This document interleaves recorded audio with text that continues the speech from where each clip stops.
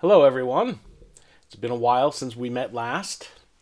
Today, I'm going to share with you a bit of fluff and nonsense as an antidote to last week's more serious poem by Matthew Arnold.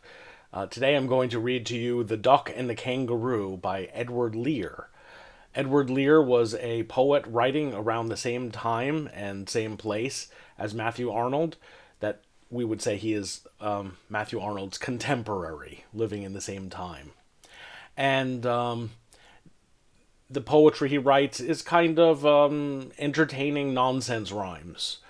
So this is just a kind of reminder that sometimes poetry and writing is just for fun.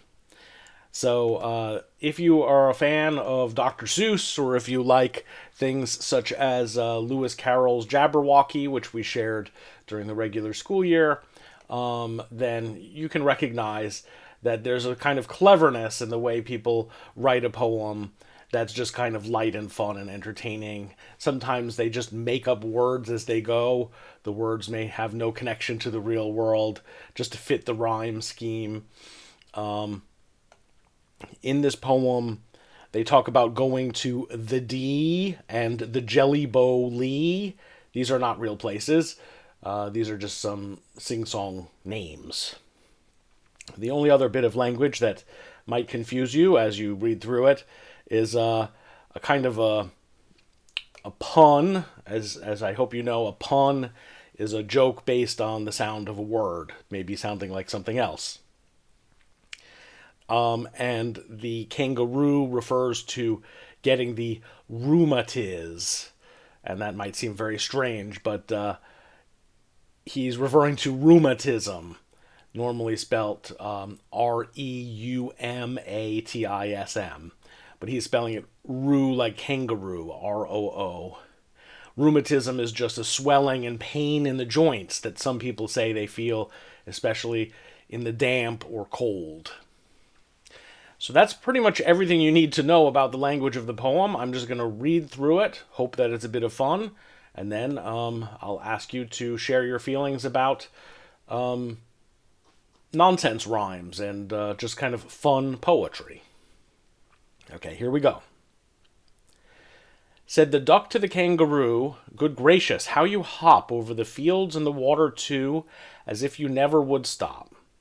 My life is a bore in this nasty pond, and I long to go out in the world beyond. I wish I could hop like you," said the duck to the kangaroo. "Please give me a ride on your back," said the duck to the kangaroo.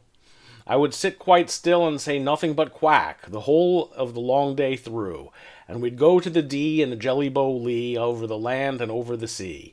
Please take me a ride, oh do," said the duck to the kangaroo. Said the kangaroo to the duck, "This requires some little reflection. Perhaps on the whole it might bring me luck, and there seems but one objection, which is, if you'll let me speak so bold, your feet are unpleasantly wet and cold, and would probably give me the rheumatiz," said the kangaroo. Said the duck, "As I sat on the rocks, I have thought over that completely, and I bought 4 pairs of worsted socks, which fit my web feet neatly, and to keep out the cold I've bought a cloak, all to follow my own dear true love of a kangaroo." Said the kangaroo, "I'm ready, all in the moonlight pale, but to balance me well, dear duck, sit steady, and quite at the end of my tail." So away they went with a hop and a bound, and they hopped the whole world 3 times round, and who so happy, and who as the duck and the kangaroo. There you go.